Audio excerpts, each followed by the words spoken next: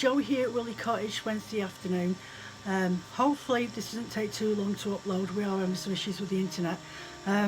But today is, today is part 3 of Back to Basics spinning. Well, I say spinning. The topic at the moment is spinning. I nearly fell over my foot then. If I hadn't said anything, I'd be able to blag it. Right, so anyway, so this part this week is about plying. So it's a nice short video. It's not too long. It's really quite a simple technique to do, okay? Now, I've had this ball of singles wool that's been sat up in my basket, crikey, for about 2 years. It was actually from one of the collaborations I did. Was it U-Tree Yarns or something like that?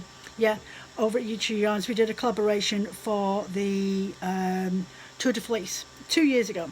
So I've had this sat and I usually use it for wrapping up my parcels and stuff like that, but it definitely needs to be spun up and it's still in a good state that it's not felted or anything like that.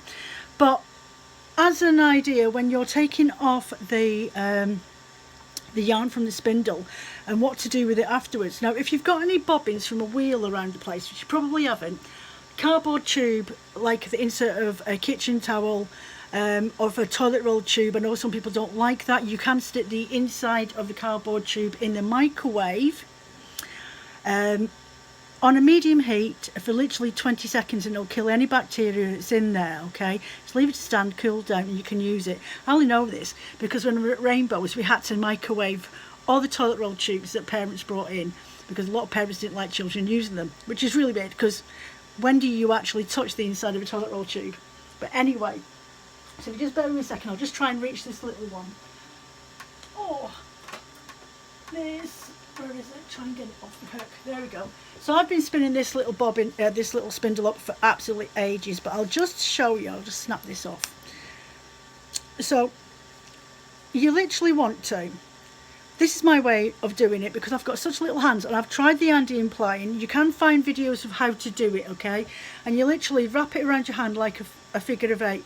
But my hands are so small. Honestly, magic gloves are too small, too big for my hands. So I literally pull my thumb out like that. I'll just take my ring off because it will get in my way when I'm trying to get it off. Do you know, the finger's fat today. So I literally wrap it around my middle finger to hold that because that's going to be my inner strand. And you don't want to do too much of it in one go. You'll end up over-facing yourself and sometimes it gets all twisted in the middle. And I literally wrap it around my hand, leave my thumb open as wide as I can. And I just spin it all the way around my hand like that. And the curve of my thumb helps keep that in place from going over the top of my knuckle. Okay, and it goes over my knuckles on my hands, and then as the ball gets bigger I angle the yarn over to the other side. And this is how I do my centre pull ball when I've not got any bobbins to hand to put them on, or if I haven't got any cardboard tubes. And I will literally do that like that. If you're wanting to spin the wool that you've spun up on the spindle and not ply it with anything else, this is the best way to do it. Okay, well, it's a quick method, so I literally just keep doing it like that, and I'll take it all off and I wrap it around so it crosses itself over and over again. You will feel your thumb going towards your hand, but what it will do is help leave a decent gap in the middle so the wool doesn't want to stick to each other. Not saying that it won't all come out in a big bowl of clown bath, but it does help a little bit so that you can have a centre pull ball. And I just keep going like that, around and around and around. So I go from under my pinky there and around this side. Okay, can you see that? Oh, I've got myself stuck. Oh, Joe, you moron. Honestly, all my videos are bloopers. So I go around like that and keep going for a little bit, for about, I don't know, about 10-15 strands or twists on my spindle. And then I'll swap the angle around and I'll go over this side, okay, and from this side of the collection, so the left side, and then over towards the right side. And I just keep doing that. I do this even if I'm doing it on my spinning wheel and I've not got a massive bobbin and I just want to apply that wool. I mean, I do have a ball winder. If you've got one of those at home, brilliant, use that to wind your wool on. But if you haven't, and you've literally only got your hand, you only just got a little spindle for your Christmas, and you haven't got many supplies, as in tools to do things with, then this is your next best option. Either that, or as I say, wrap it around toilet tube. Make sure you hold on to you put on the toilet tube, cut a little slit in the top of it, and put your first strand over the top of there, and wrap that around there. Right, so I'll just keep going. There's quite a lot of this. It's a very, very fine wool, because I've done it on a lace weight. It's only what, 20, I think it's 33 gram drop spindle that I bought last year. I've had a couple of these, but I gift them away sometimes to friends, especially if I'm doing fibre swaps or something like that, and I've got some spare ones that haven't got anything on, or I've not really used them, then I'll gift them away for fibre swaps at Christmas time. Especially if I know the person just has never tried spinning before. I like to just pass the gauntlet on to see if anybody else wants to do it. So I'm just going to keep winding that on, not doing it tight. See, my thumb's starting to squish down now, but I've done what I wanted to do. I wanted to try and make sure that there was plenty of room on the inside. As I say, everybody has their own ways of doing things. You have to adapt to what you can. Some people have got rheumatism and arthritis in their hands and their knuckles, so doing the Andean plying is not the best technique for them. I have a touch of rheumatism in my right hand, but it's always my left hand that I use for doing stuff. Nearly at the end of this, so I'll just keep going and going and going. There we go, and you're just chopping and changing your angles while you're winding it. Not for, I mean, it just helps even out the distribution, otherwise you'll end up with a big thick wrap around lump. It doesn't make any difference. It's easier to handle, and it holds itself well. I keep saying I'm nearly at the end. I forget how much is on this. There we go, just keep going and going and going until I hope I'm nearly at the end of this. It's starting to, yeah, it's true. There we go. It's got a touch of felting on there where it's just tangled up in the fibres. There we go. Oh, come on. This has been on there since last year when I did one of my live chats on this topic. Okay, and more.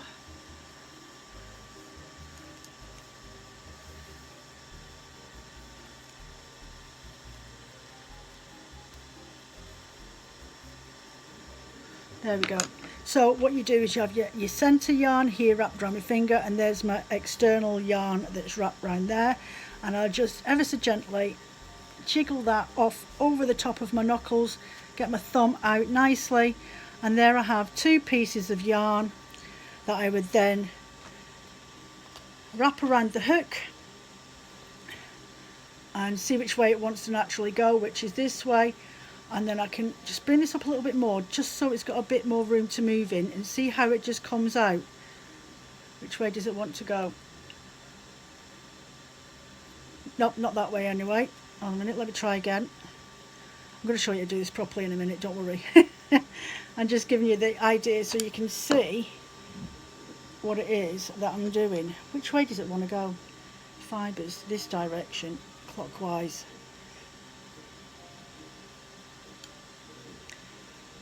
So your wool will spin up all the way up there. Let me try the opposite direction. I don't know which way I applied it in, and this is the problem, is you need to try and remember, if you consistently spin in the same direction all the time, that just doesn't want to go at all. Yeah, weird. Anyway, I'll have a word with that later on, but that's what I would do if I'm spinning from a bobbin. Just literally wrap it around my hand, make sure my thumb's as wide open as I could possibly get it. Use the groove of the bit near your knuckle to start your winding, and you'll see that you've got nice decent gap on the inside that'll help you pull that around. Okay, now this has been spun on my spinning wheel. So it's a slightly different thingy, but it's still a centre pull ball.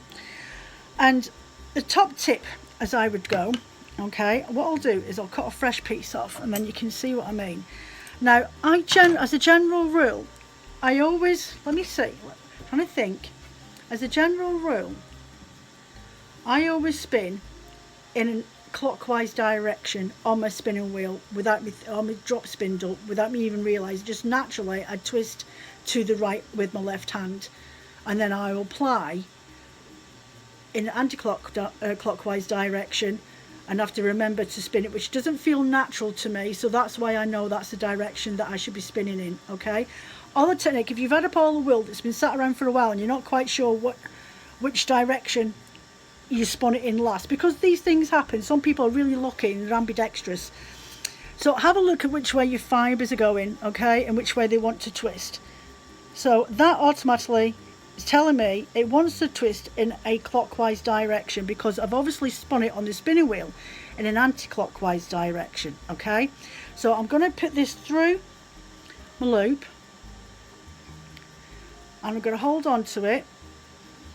It's on through the groove, as I always do, round the back of my hook and up, and I'm just going to spin it in a clockwise direction. Let that energy build up. I've got it pinched up the top, just exactly as I would do.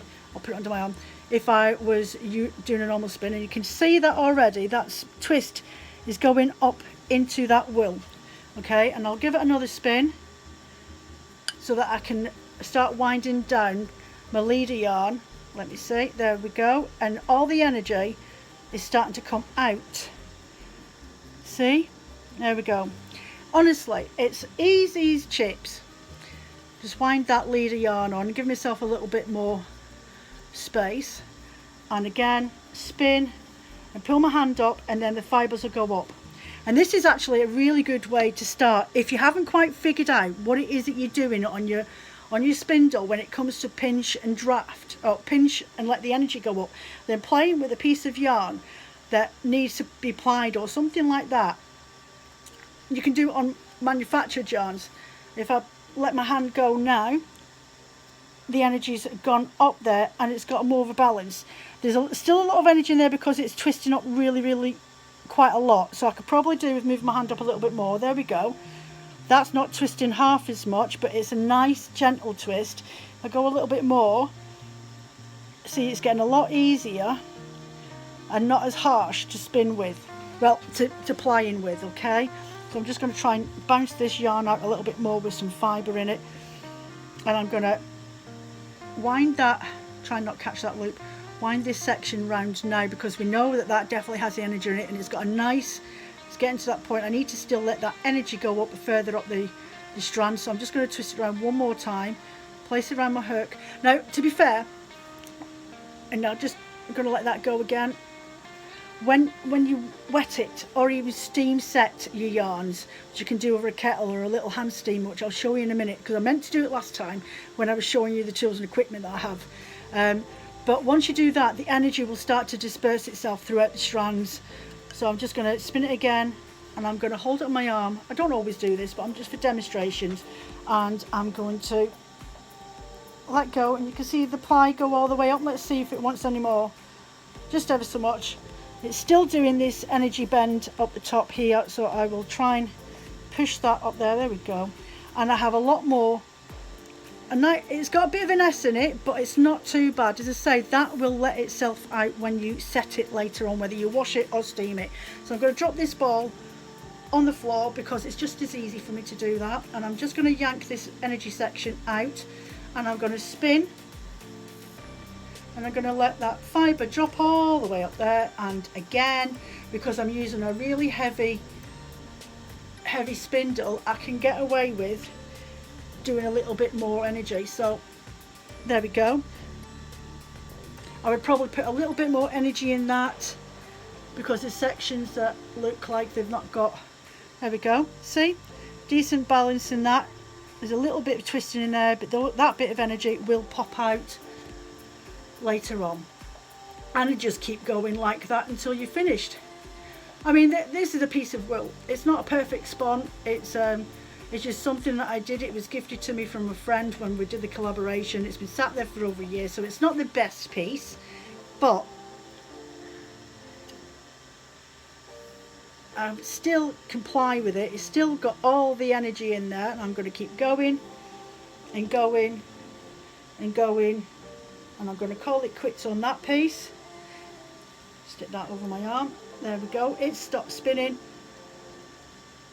and I've still got a lot of energy in that, so I'm just going to keep running my finger all the way up, and it's still twisting now, because partly it's because you still got the energy in there. And look there, I've got one little tiny S in that, but it's still a workable yarn. I'm just going to keep winding it on.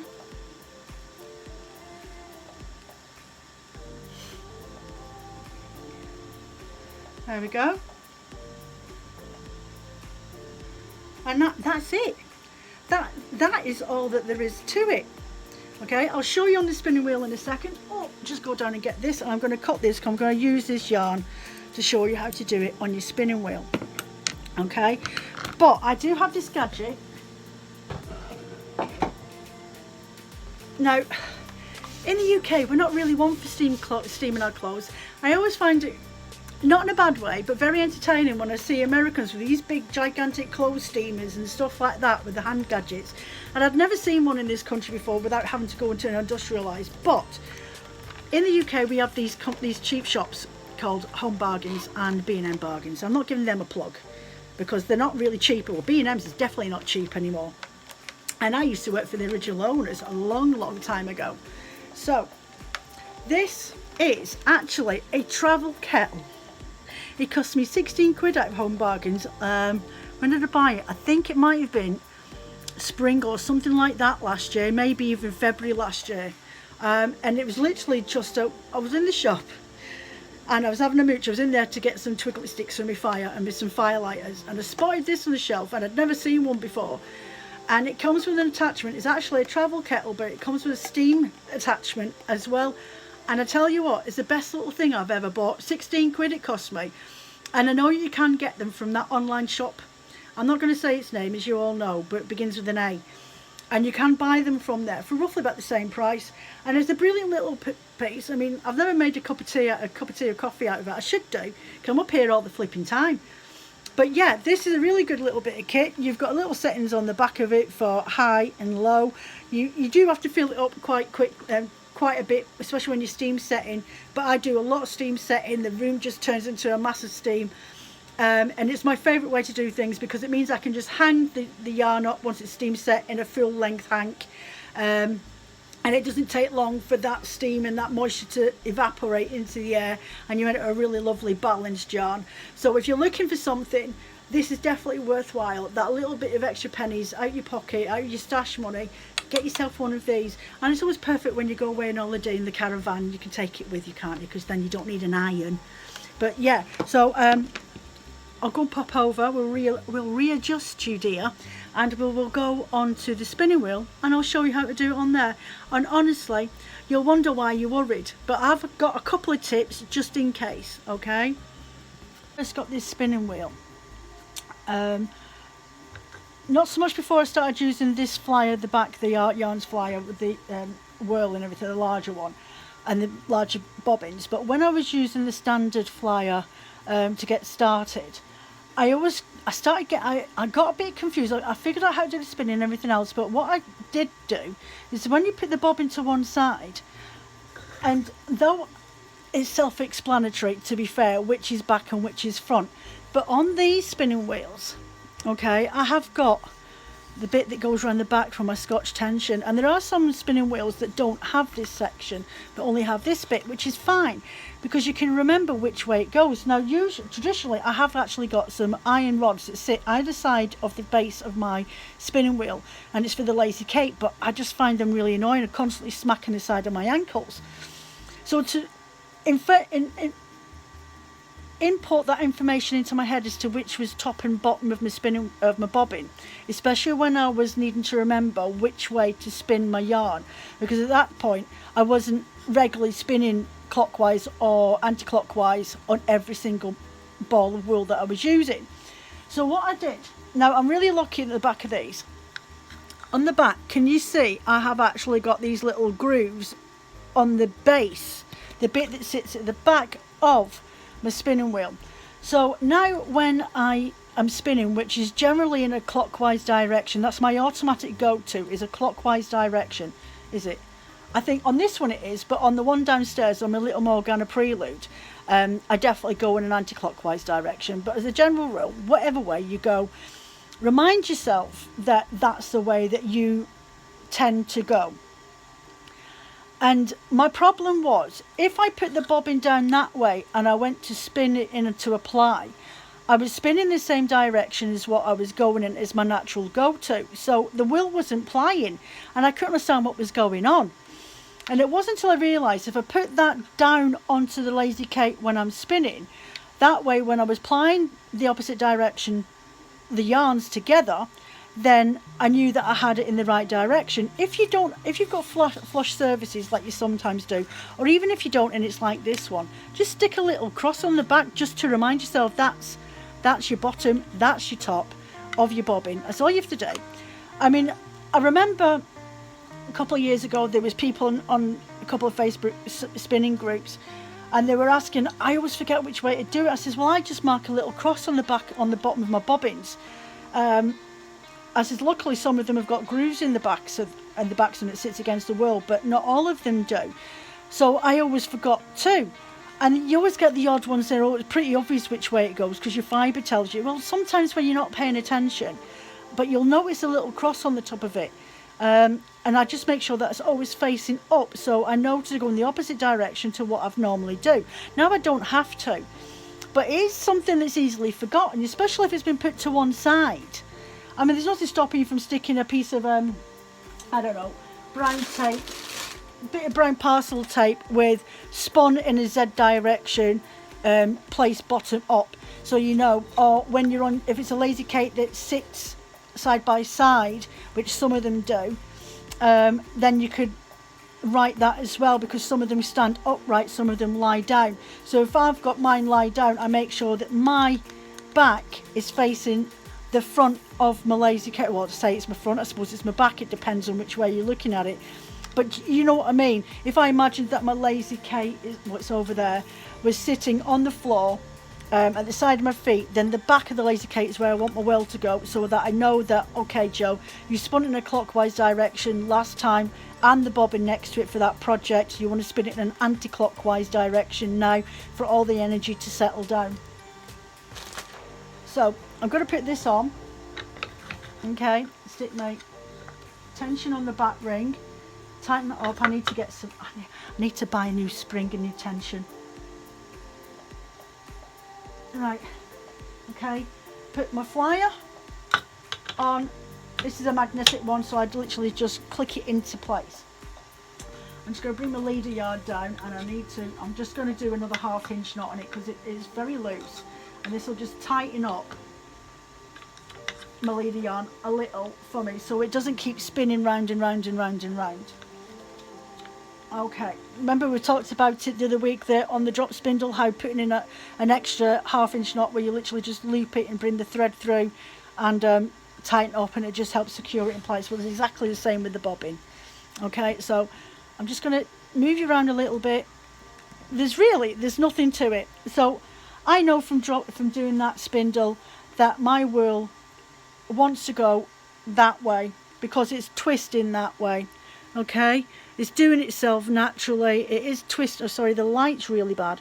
It is twisting itself in a round and round and round, left to right direction, clockwise direction. So I'm just going to grab my leader, pull it through here, and honestly, really simple. So as I say, if you find that you've had the wheel sat there for a while and you genuinely can't remember what direction you spun it in, just grab yourself a loop of yarn and see which way it wants to twist on itself. If it goes from right to left, and then it wants to spin in a there we go, on a minute, it wants to spin in an anti-clockwise direction. If it was spun in an anti-clockwise direction originally, then it will automatically spin from a left to right direction. Okay, So I'm just gonna, which way is this going? This is going anti-clockwise now, so I want to spin it in the opposite direction, don't I? Which minute? Right, so I just need to push my wheel back a little bit because I'm sat on my cushion to give myself a little bit more height. And let's see how this goes. It's going, I spun this in a clockwise direction and I want to spin it in the opposite. Nope, it's not caught yet. Hold a second, pull that back. I should have held on to that, wrong way. Should have held on to that. Bear with me, not everybody's perfect. When you're doing it for yourself, you don't think twice about it, but when you're trying to explain it, Joe, you don't look like a professional at all. So I'm making sure that I've got a good length, and I'm just trying to make sure. Nope, it definitely wants to go in this direction.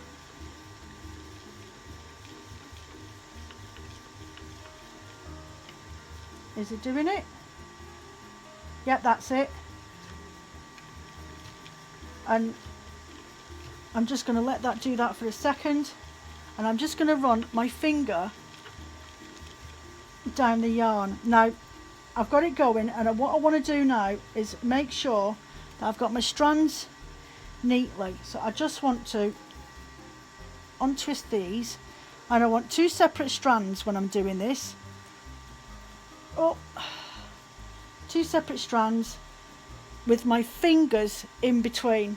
Okay, it just helps control them. And as the wheel's twisting, okay, my hand is coming down. I'll reposition the camera in a second, but I just want you to get it from a distance point of view, what it is that I'm doing. So as I've pushed it up there, the energy's coming down. I've got a slight pressure in my thumb on my forefinger, and it means that I've got more control over the yarn as it's plying onto itself.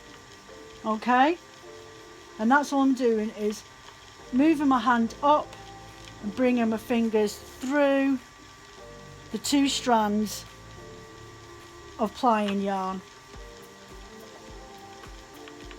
and that's it. There we go. So if you bear with me a second, I'll relocate you into a position where you can actually see it more close up what it is that I'm doing. Right, so there's my strand plying up now, okay, and there are my fingers sitting in between these strands of wool. If I do it this way, you can see, okay, so my fingers are actually guiding the 2 strands of wool together with just one finger, and I just control it with the middle finger on the in strand and my thumb on this strand, and it just helps you control it so A, it doesn't fall out of your hands and run away with itself. See how I'm moving my hands back and forth, just the same way if I was and a similar process to me drafting from a roving or a bat, and I get more control over that yarn, and my feet are treadling, very, very slowly, because I don't want to do it too fast because I'm just starting, okay? So I just keep doing that, and you can see it's doing its own thing. The energy's coming out of it, and once I spin and wash it and everything else later on, it'll be perfectly fine. There we go. And just keep doing that all the way. See? I'll see if I can move my hands so I do it like I'm doing it from a left-handed perspective. So there's the strands, and my fingers coming down while the wool's plying. And because it's a centre pull ball, I've already got this weird figure of 8 going on, but it's not causing me any issues. I will get to a point that it's stranding up too much, like now I've got a twisted strand on one side and a twisted strand on the other, but I just reposition my hand and bring it back down to where there's a good gap, okay, and then start my wheel again and just keep those 2 strands separated, just for the purposes of why you're learning now. I mean, it's not something you have to do, but it just helps you with the balance of making sure that your wheel's not twisted Some parts you'll find that you've got lots of twist in one section and lots of twist and not much twist in another, and the twisted section sometimes likes to have a mind of its own. So all you're doing is giving your yarn a bit of control, and you're telling it what you want from it. It's not dictating how it wants to be spun up for you, because you're saying, right, I want a nice even spin. I want the plied yarn to more or less look the same all the way along. Doesn't matter, don't worry if it's different textures and different thicks and thins, but the principle of the idea is to make sure that you have control with these two strands when you're going through. I've got a nice bit here. Just keep letting that go until it catches up, and I'm going to take my finger out now and join into another section here.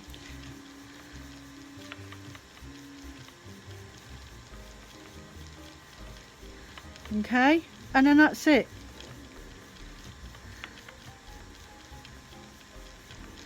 Simple as. And then you should end up with a nearly balanced yarn. I mean, you'll learn, I generally find that when I'm plying, I treadle 1, 2, 3. All right, let me do that again. So I'm going to let that wheel go down there. I'm going to let that bobble up. I'm going to come back down and get my new strand here to put my finger into that section. So 1, 2, 3, 4.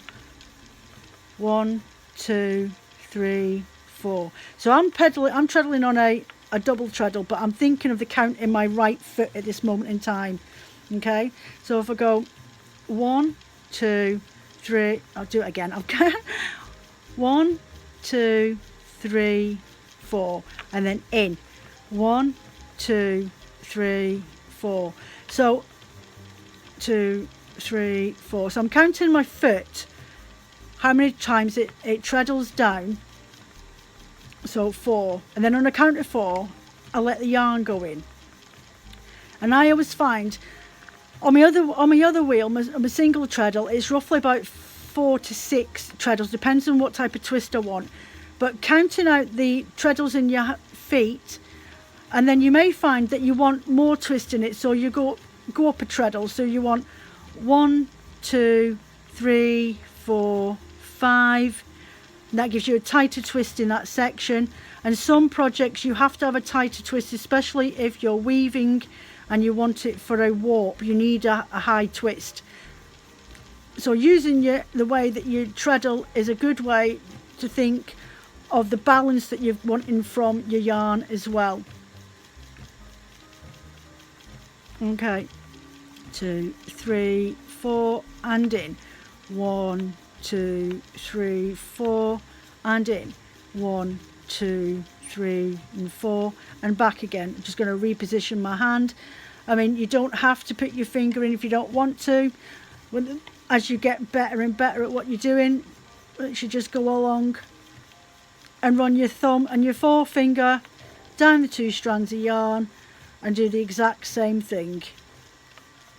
Whatever's easiest for you. The first option is how I learned. This option now is how I generally do it most of the time when I'm spinning from one. If I'm spinning from 2 bobbins, honestly, you ask anybody that's been spinning for years. You ask anybody that has been spinning wool for years, how the heck do you get all the yarn off both bobbins at the same time? Because you are always left about 20 yards of wool on one bobbin when you apply 2 bobbins together. Honestly, it's a mind melt. You could use the exact same weight for both bobbins. From half a bat, you've weighed it out, or half a roving, you've completely weighed it out. It's weighed the exact same, and you get to that, the 2 bobbins, and they look fine. When you go to ply them off together, you're always left with one that's got like ½ an inch width on the bobbin still to be spun up. It's mental. Honestly, I do sometimes have a little like play around with the way that I'm spinning.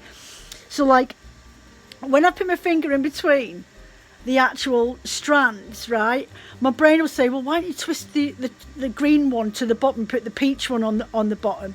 So like the green's on the top and the peaches on the bottom now.